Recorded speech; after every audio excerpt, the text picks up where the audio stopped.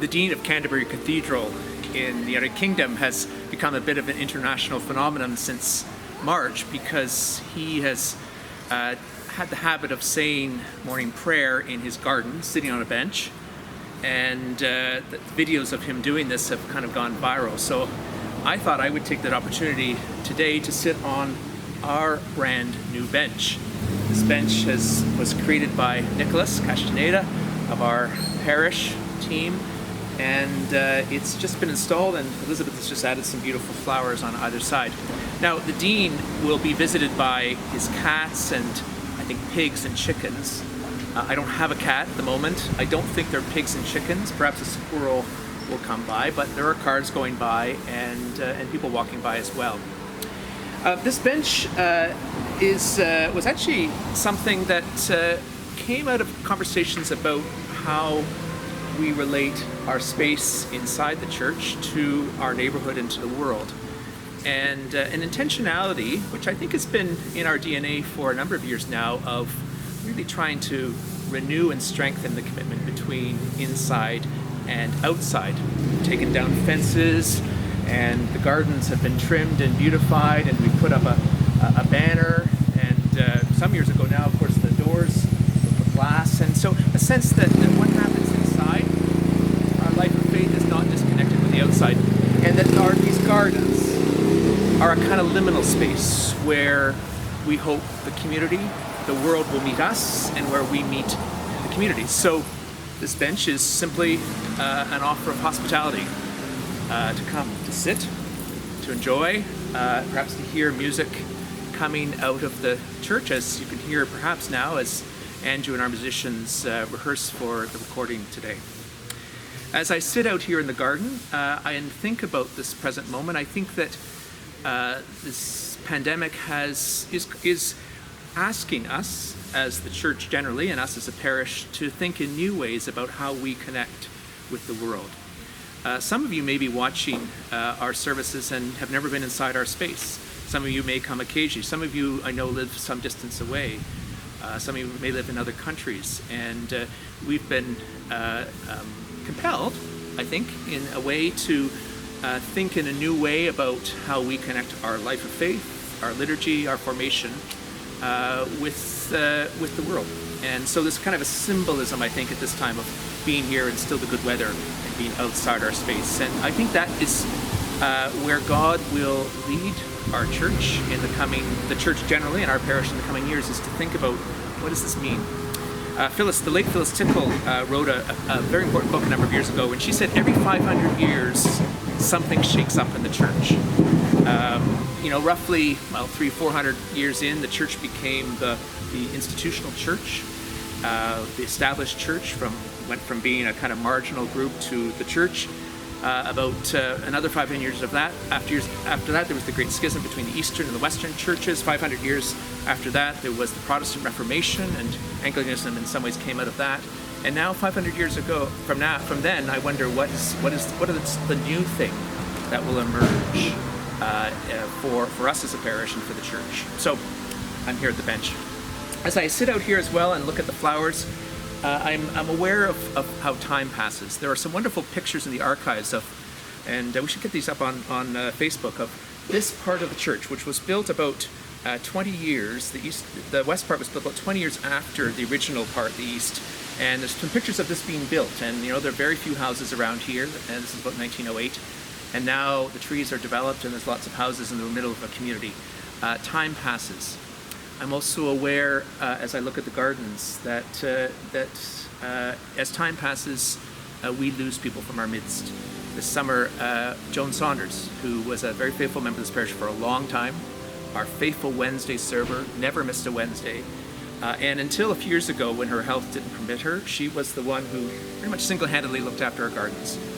Joan died in July, and she was one of the wonderful cast of saints who make up this parish. I was saddened to hear yesterday that Father Jim O'Neill, who was a retired priest of this diocese, he and Jean were faithful members of this parish, and just until a year or so ago, when they couldn't make it down here, that Father Jim died on Thursday night. And again, someone who was part of this community whom we miss. And it's hard at this time not to be able to gather in the usual ways for funerals and wakes and to commend someone to God's care. But I think as I sit out here of Jim and Jean, and I think of Joan as well. So I do also want to offer a couple of reflections on today's gospel reading. Last week we heard the gospel where Jesus said, if you have a disagreement with someone, if you have an issue with someone in the church, this is how you go about it. And we pick up the story today, and Peter, St. Peter, Peter's always the one who's just kind of out there asking the question. He says, okay, so if someone hurts me, how many times do I have to forgive this person? How about 7?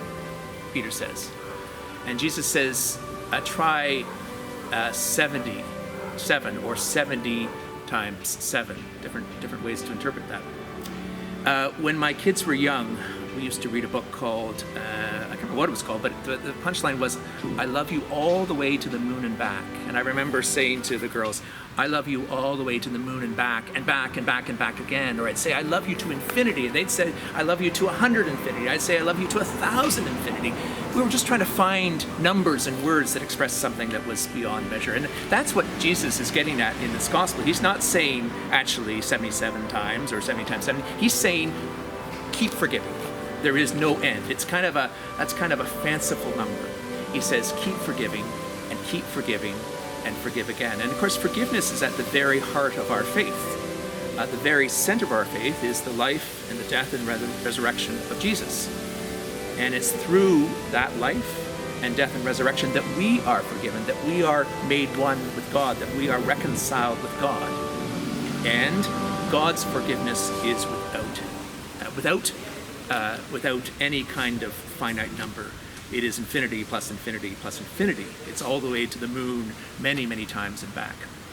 So that's the gospel value. That's the gospel value we are called to uphold. And if we try to live a gospel life, then we will, for those who have hurt us, we will offer forgiveness, not 7 times, but again and again and again.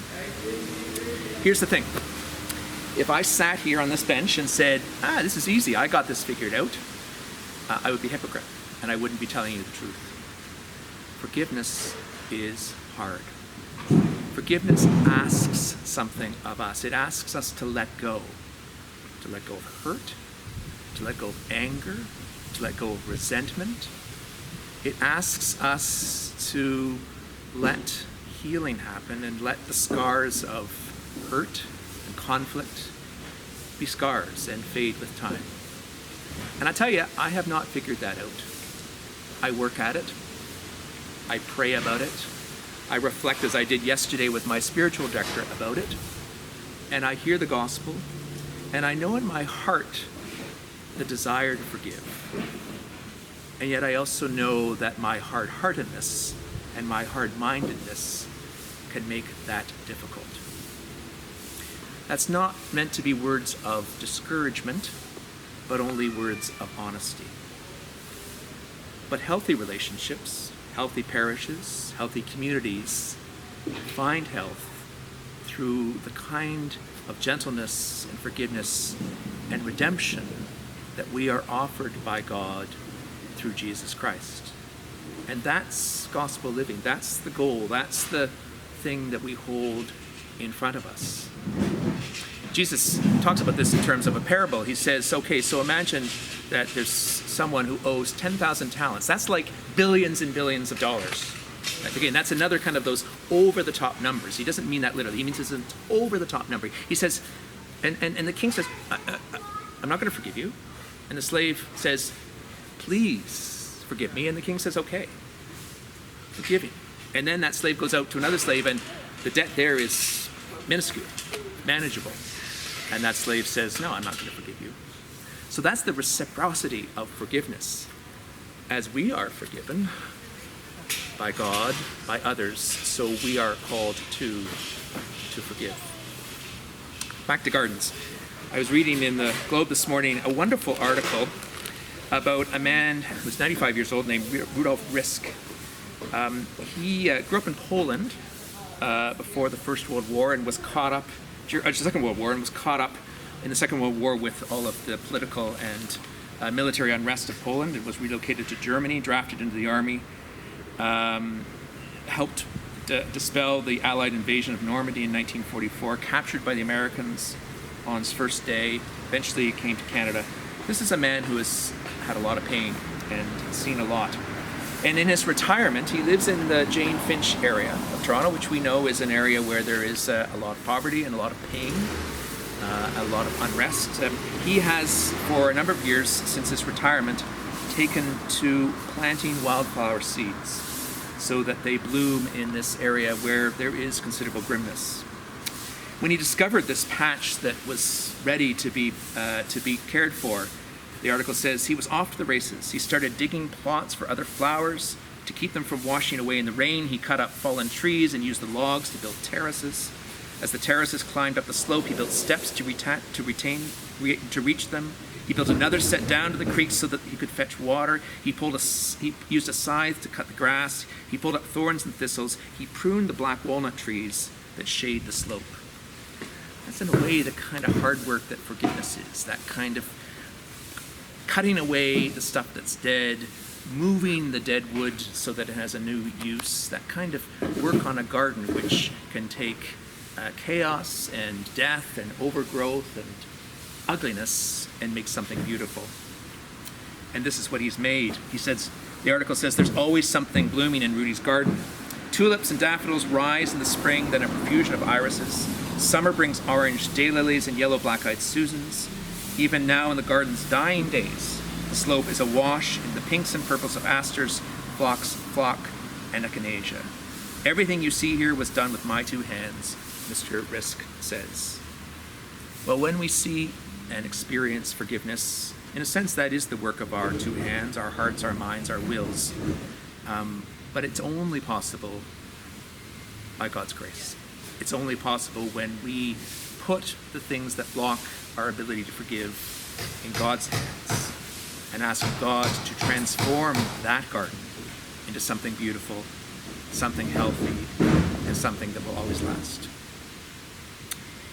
Over the next few weeks, we will enter into a transition period where we will start to have in-person worship services, and more information will come to you in the days ahead about that.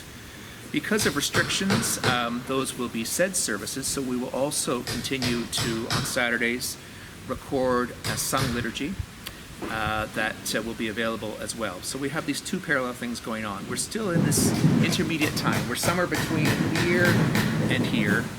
But as we live in that time together, thank you for being part of this community in whatever part you are.